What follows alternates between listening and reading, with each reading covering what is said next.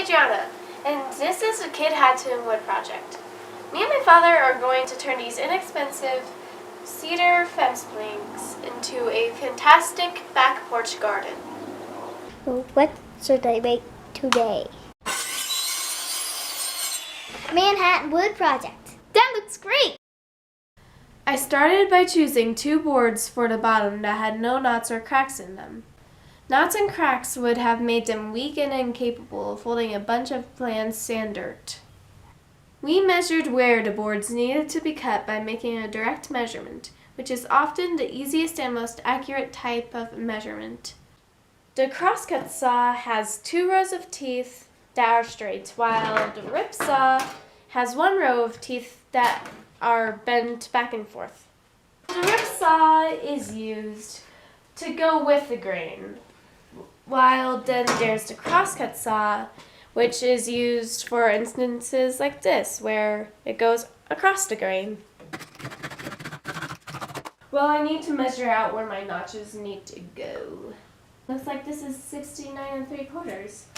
That divided by 3 is 23 1/4.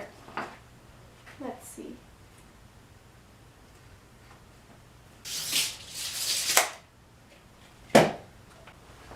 I'm going to use this square to transfer the line from one side to the other.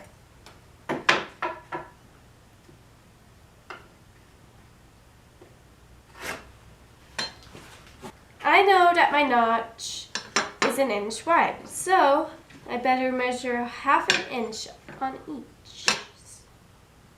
I know my wood is this thick, so I'm going to copy it right here.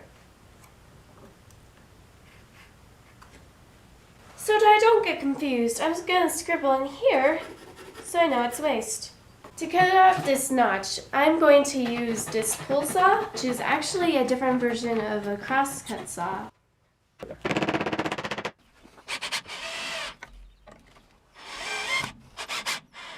After attaching braces to the post for the garden bottoms on one 4x4, we used a line level to mark where they should go on the other side. There.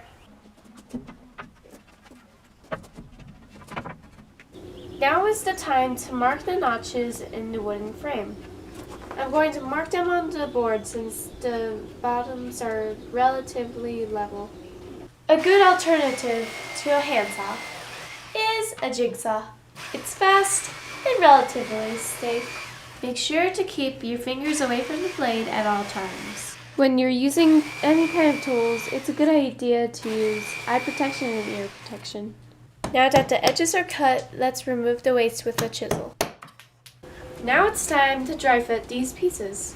When it doesn't fit, you can use a file to clean up any tight spots. Okay. We have a bunch of scraps of wood like this. We're going to use these extra scraps of wood and glue them to the bottom so that the sides have more glue area.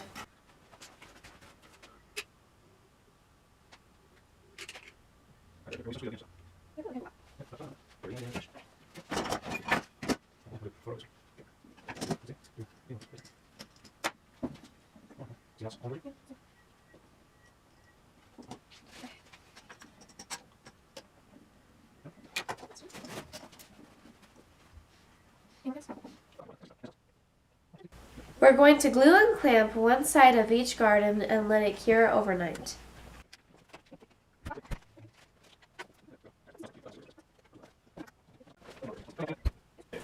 We're going to put a small bead of glue in between the boards and then use clamps to straighten it up.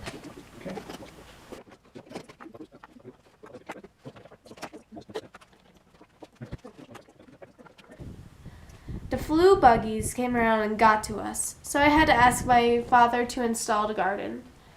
He used more liquid nail to hold the bottoms to the braces and hold the sides onto the 4x4s, then used clamps to hold everything overnight.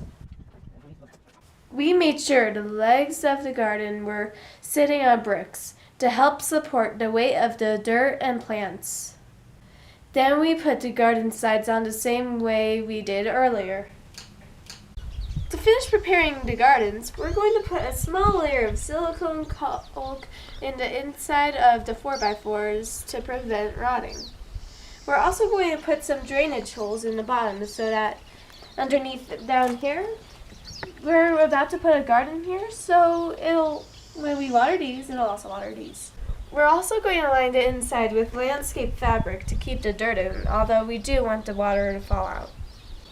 This project was fun. It was good to have some one-on-one time with my father.